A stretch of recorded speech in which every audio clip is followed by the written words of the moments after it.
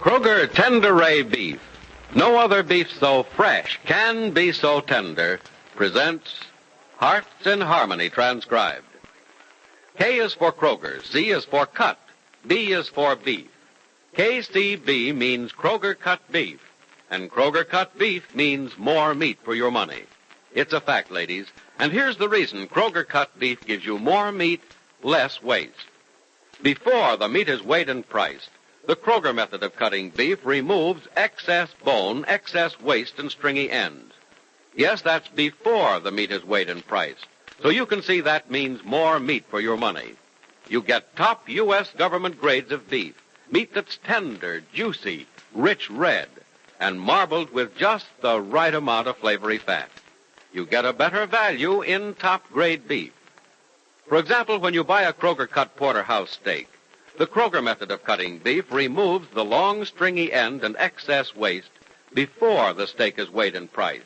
You don't pay steak price for stringy meat and excess waste. Remember, whether you buy a steak or roast, you receive more meat, less waste. But see for yourself. Visit your neighborhood Kroger store. Make it a rule to buy Kroger-cut beef and get more meat for your money. And now, Hearts in Harmony. With Paul Williams seriously ill, Freddie and Nora Lang are at the farm today, and Paul's condition has saddened the Gibbs household in Rossville. But there's one gay person in the house, little Julie Martin. For today she's going to see her mother for the first time in seemingly countless months. Yes, Peg Martin is coming back to Rossville today, and while primping before the mirror in Penny Gibbs' room, Julie says, Aunt Penny? Mm-hmm. Will Mommy think I look all right? Oh, Julie, no matter what you look like, you look wonderful to her. Oh, I hope so. But I want to look nice, so Mommy will know I'm glad to see her. Oh, darling, she won't doubt it. She phoned me from Wayne City just before you came home from school, and I told her how thrilled you were. And she was so excited about seeing you, she could hardly talk. I wonder what she's bringing me, Aunt Penny. Well, I don't know, but I'm sure it'll be something you'll like. Julie, what are you so excited about? Seeing your mother or getting a present? Oh, seeing Mommy, of course. But don't mothers always bring presents when they come to see their children? I don't know about always, Julie, but I imagine your mother will have something for you. Even if it's just a big hug and a kiss. Nothing in a package to unwrap? You won't be disappointed if there isn't a package, will you? No. I won't be disappointed. Julie, look, you don't look pretty when you pout. Oh, darling, your mother may have had to make such a hurried trip that she didn't have time to buy anything for you. And if that's so, I'll buy you a present tomorrow. Oh, but you're not coming to see me. You don't have to buy me anything. Just the same I will to help celebrate you seeing your mother again. Oh, no. I'll buy you a present, Aunt Penny. I'll buy a present for you and for Mommy, too. I've 29 cents. And that's a lot of money, isn't it? That's a great deal of money. But you better save it to buy things for yourself. Leave presents to your mother and to me. Okay, darling, let me look at you. Mm-hmm. Your mother should be here any minute, and I think that hair ribbon could stand a little straightening. There we go. Shine my shoes, Aunt Penny. Mommy will know I've been good, won't she? I told her over the phone how good you've been. But she wasn't surprised. After all, we all know that you're just about the best little girl who ever lived. Can I go to the front door and wait for Mommy now? You can if you like. She should be here any minute. Oh, Julie, wait a minute. There's a thread hanging down from the hem of your dress. There we go. That takes care of that. Now turn around. Let's give you a final inspection. Do I look all right? Mm-hmm. You look adorable. Oh, Julie, don't curl up in a chair and muss your dress before your mother gets here. Oh, I won't. I'll stay just inside the door and I won't move. Well, you needn't stand as stiff as a little tin soldier, but if you want to look nice for your mother, Julie, look out the window and see who's getting out of the car that stopped in front. Is it my Mommy? Look and see, darling. Aunt Penny, it's Mommy. And I won't be at the door when she comes in. Yes, you will if you hurry, but be careful. Don't fall down the steps, Julie. I won't, Aunt Penny. Oh, it's my Mommy. Tell your Mommy I'll be down in a while. I know she'll want a few minutes alone with me. Oh, my Mommy. I'm coming, Mommy, I'm coming. Mommy. Julie, darling. Oh, my darling baby. Oh, Mommy, you look beautiful. Let me hold you. Oh, I've missed you, sweetheart. I've missed you so. Oh, I've missed you, Mommy. I've missed you and I've worried about you. And... Oh, Mommy, you're crying. Are you sad to see me? Oh, no, darling. Those are happy tears. But here, we'd better close the door. We'll freeze. There. Now, let me look at you. Aunt Penny just looked at me and she says I look all right. Do I? Oh, you don't know how good you look, darling. How wonderful. Where's everybody? Where's Aunt Penny? Upstairs. She'll be down in a minute. Aunt Nora and Uncle Freddie have to go to the farm. Aunt Nora's daddy is sick. Oh, I'm sorry to hear that. Aunt Penny's upstairs, and Aunt Grace is at a meeting downtown, and Uncle Jed and the baby are sleeping. Well, that accounts for just about everyone, doesn't it? I'm not interested in the others at the moment, though. I like the idea of having you to myself for a few minutes at least.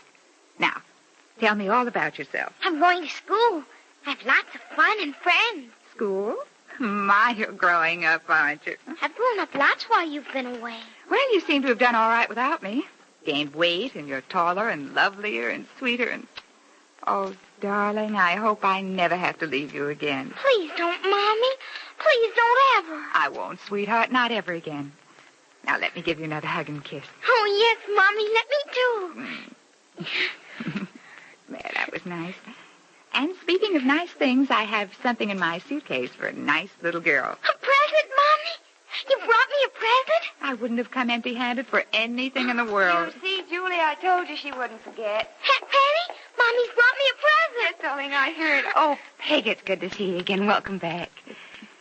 It's good to be back, Penny, and very good to see you, too. Go on, let me take your coat off. Come on, there you go. Julie, you better take your mother's suitcase upstairs. Yes, Aunt Penny, right away. When do I get to see my present, Mommy? Open my suitcase when you get it upstairs, Julie. It's the package right on top. Oh, thank you. Do I get to open it right away? Well, of course, darling. Peg, is this coat of yours warm enough for a day like this? Oh, I've been so excited about coming back to Julie, I haven't noticed the cold. It is a little too light for this weather, isn't it? Well, maybe not. I'm sorry. That was rude. I didn't mean it the way you took it. I left my furs in Washington. Does that make you feel better? Please forgive me, Peg. Oh, don't think anything of it, Penny. You might as well know the truth, though. It's the best I could do. All my furs are still on the animal. George Lewis didn't keep any of his promises. Oh, I'm sorry to hear that. I was almost sure that when you went away with George, you were going to marry him. Well, I had an idea I might. But he left me in Kansas City without asking me, and I haven't heard from him since. Penny, I have to ask. Ask what? Your face, darling. What happened? My face. It's funny how easily I forgot about my face. Everyone here is so used to it, I guess that helped me forget. Penny, what happened? It, was an automobile accident. Oh, how terrible. But you're going to have something done. You must. You were so beautiful, Penny, and you're still beautiful to anyone who knew you before.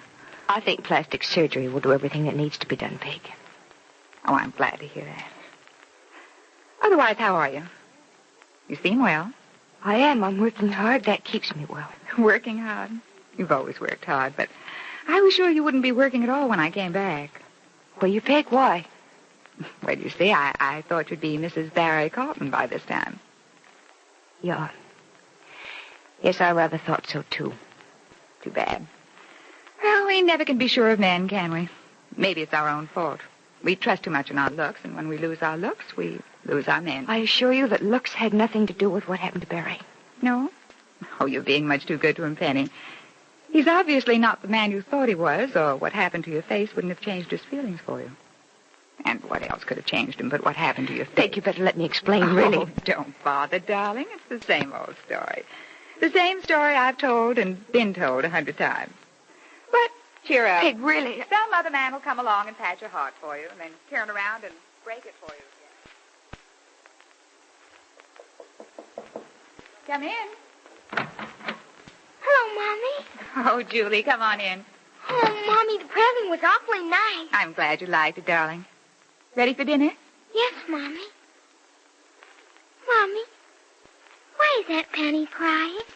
Crying? I didn't know she was. She is, though. I went into her room and she's sitting at the window crying.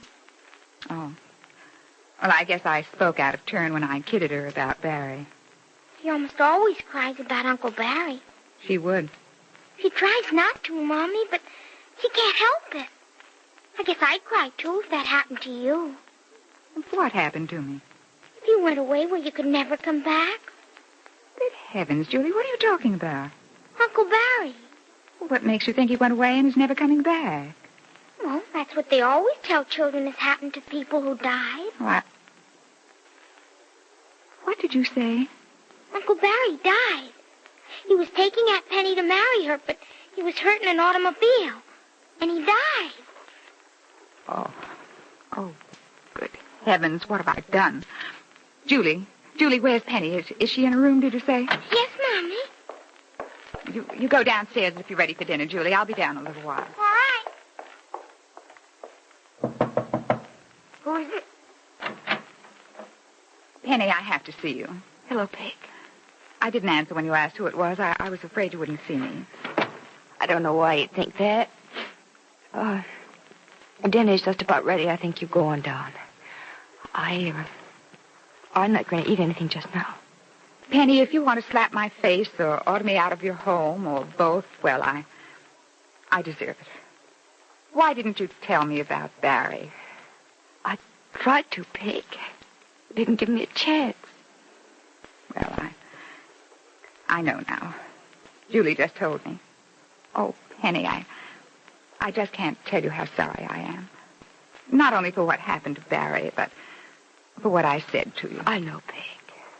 I know that you wouldn't have said it if you had known. Will you forgive me for saying it, though? Of course I will. Oh, please do. Please do and mean it. All right, Peg, I mean it. Thanks. Oh, Penny, I'm vicious and mean. I had no right to say what I said under any circumstances. Maybe this has taught me to hold my tongue.